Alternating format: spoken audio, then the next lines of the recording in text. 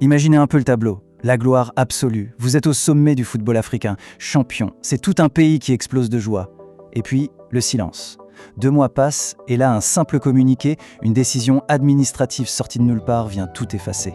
Ce qu'on va voir ensemble, ce n'est pas juste l'histoire d'un match, c'est l'histoire d'un titre confisqué et d'un capitaine pris au piège d'une tempête qui va secouer tout un continent. Tout commence là, avec cette explosion de joie, une joie pure. La finale de la CAN 2025 vient de se terminer. Le Sénégal a gagné. Dans les vestiaires, dans les rues de Dakar, partout, c'est le même cri qui résonne. C'est la 2e étoile, la consécration pour une génération dorée. Un moment qu'on pense gravé dans le marbre, pour toujours. Enfin, c'est ce que tout le monde croyait. Et puis, voilà, le coup de tonnerre. D'un coup, toute l'euphorie est balayée. Le rêve se transforme en un véritable cauchemar bureaucratique. Parce que cette histoire, elle nous rappelle une chose terrible. Parfois, les matchs les plus décisifs ne se gagnent pas sur le terrain.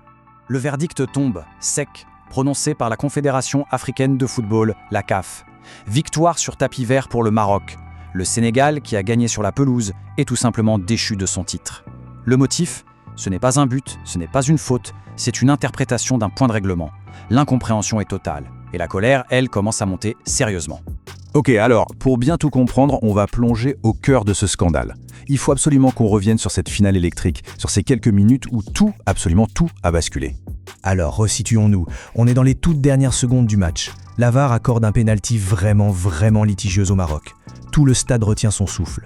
Brahim Diaz s'élance et il tire à côté. Le soulagement est immense, mais la colère aussi. Les joueurs sénégalais se sentent volés et dans un geste de protestation, ils quittent brièvement le terrain. Le jeu finit par reprendre. Prolongation.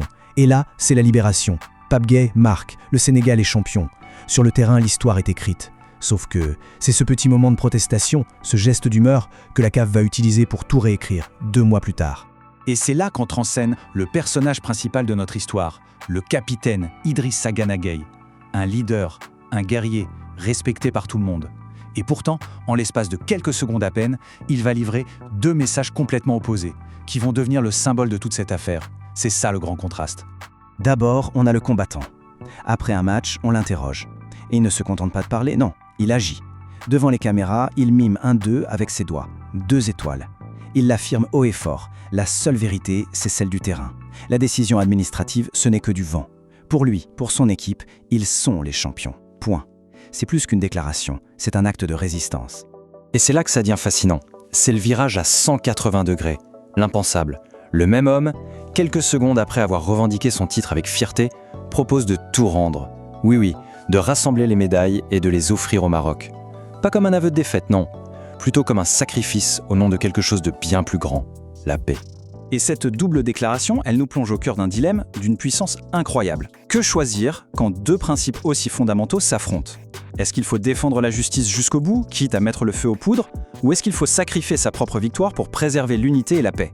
Et ce visuel illustre parfaitement la fracture. D'un côté, on a la voix de la justice, celle qui dit « on a gagné à la sueur de notre front, l'honneur de notre pays n'est pas négociable ». Ça, c'est la voix de la bataille juridique, l'appel au tribunal arbitral du sport. Et de l'autre côté, on a la voix de la paix. Idrissa Gueye a peur qu'un conflit juridique interminable ne divise le football africain et n'empoisonne les relations entre 2 grandes nations. C'est la voix du diplomate, du sage.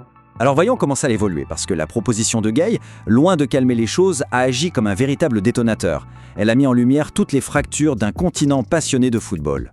Les réactions ne se font pas attendre, elles sont immédiates, parfois violentes. La fédération sénégalaise, elle, ne flanche pas, c'est la justice d'abord, on maintient l'appel. Les experts du foot, eux, crient au scandale, mais le plus profond, c'est la division au Sénégal même. Pour certains, Gueye est un traître qui brade la fierté nationale. Pour d'autres, c'est un vrai leader qui a une vision. Et même au Maroc, on sent un certain embarras.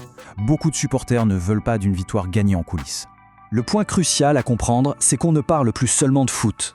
Cette affaire, c'est devenu le symptôme de questions bien plus larges sur l'avenir, la crédibilité et même l'âme du football en Afrique.